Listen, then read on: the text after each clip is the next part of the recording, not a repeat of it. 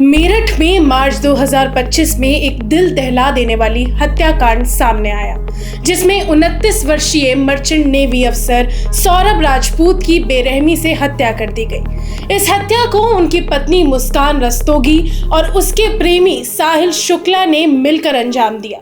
ये मामला क्रूरता और सोची समझी साजिश के कारण सुर्खियों में बना हुआ है। सौरभ राजपूत और मुस्कान रस्तोगी की शादी 2016 में हुई थी और 2019 में उनकी एक बेटी हुई। शादी के कुछ साल बाद उनके रिश्ते में खटास आने लगी और सौरभ शराब की लत और आर्थिक तंगी से जूझ रहे थे, जिससे दंपति के बीच तनाव बढ़ गया। 2023 में सौरभ नौकरी के लिए लंदन चले गए और वहां एक बेकरी में काम करने लगे। इसी बीच मुस्कान ने अपने बचपन के दोस्त साहिल शुक्ला से फिर संपर्क किया, जिससे वह 2019 में एक व्हाट्सएप ग्रुप के जरिए जुड़ी थी। दोनों के बीच प्रेम संबंध बन गए और उन्होंने सौरभ को अपने रास्ते से हटाने की योजना बना ली। 4 मार्च 2025 को सौरभ अपनी बेटी का जन्मदिन मनाने के लिए मेरठ लौटे थे। उसी दिन मुस्कान ने सौरभ के खाने में नशीली दवा मिला दी, जिससे वह बेहोश हो गए।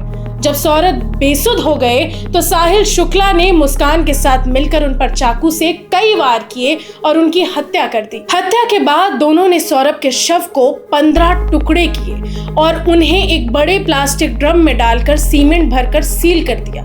इस ड्रम को उन्होंने मेरठ के इंदिरा नगर स्थित किराए के मकान में छिपा दिया। सौरभ के अचानक लापता होने से उनके परिवार को शक हुआ और उन्होंने पुलिस में गुमशुदा की रिपोर्ट दर्ज कराई। पुलिस ने जांच शुरू की और उन्हें मुस्कान के घर से तेज बदबू आई। जब पुलिस ने घर की तलाशी ली तो उन्हें सीमेंट से भरा हुआ ड्रम मिला, जिसके अंदर सौरभ के कटे हुए शव के टुकड़े थे। मुस्कान के बयान में कई विरोधाभास पाए गए, जिसके बाद उसने अपना अपराध कबूल कर लिया। उसने साहिल शुक्ला को भी इस अपराध में शामिल बताया। पुलिस ने दोनों को गिरफ्तार कर हत्या का मामला दर्ज कर लिया है। गिरफ्तारी के बाद मुस्कान और साहिल को मेरठ के मुख्य न्यायिक मजिस्ट्रेट यानी CJM की अदालत में पेश किया गया, जहां से उन्हें 14 दिन की न्यायिक हिरासत में भेज दिया गया। हालांकि अदालत के बाहर वकीलों और आम जनता ने दोनों आरोपियों पर हमला कर दिया और लोगों ने इस निर्मम हत्या को लेकर गुस्सा जाहिर किया और मुस्कान व साहिल को फांसी देने की मांग की।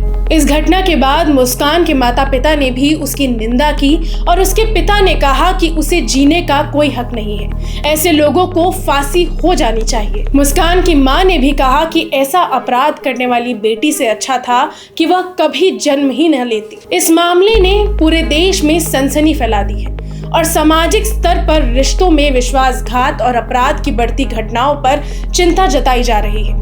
सौरभ राजपूत की पत्नी और उसके प्रेमी द्वारा की गई ये जघन्य हत्या एक भयावह विश्वासघात की कहानी है, जिसमें इंसानियत और रिश्तों को कोई सम्मान नहीं बचा।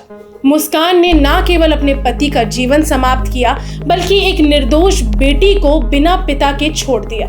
यह हत्या केवल एक व्यक्ति की जान नहीं ले ली, बल्कि एक परिवार का अस्तित्व भी तहस नहस कर दिया गया। मुस्कान और साहिल ने एक पूरी साजिश के तहत इस हत्याकांड को अंजाम दिया, जो साबित करता है कि रिश्तों की धारा में इतनी गहरी घातकता हो सकती है। आज ये केस महज एक अपराध नहीं, बल्कि एक चेतावनी बन चुका है, जो रिश्तों के भीतर छिपे डर और धोखाधड़ी के खतरे को उजागर करता है। क्या समाज इस हत्यारी सोच से उबर पाएगा? क्या इंसाफ मिलेगा या फिर ये केवल एक कड़वी याद बनकर रह जाएगा?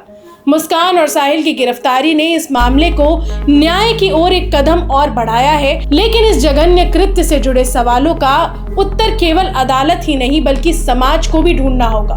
क्या ऐसे लोगों को सिर्फ सजा मिलनी चाहिए या हमारी न्याय व्यवस्था इस तरह के अपराधों को रोकने के लिए कोई ठोस कदम उठाएगी? ये तो समय बताएगा। आपके इस पूरी घटना पे क्या ख्याल है, ये कमेंट सेक्शन में जरूर बताएं और जुड़े रहिए पॉलिटिकल लाइफ के साथ।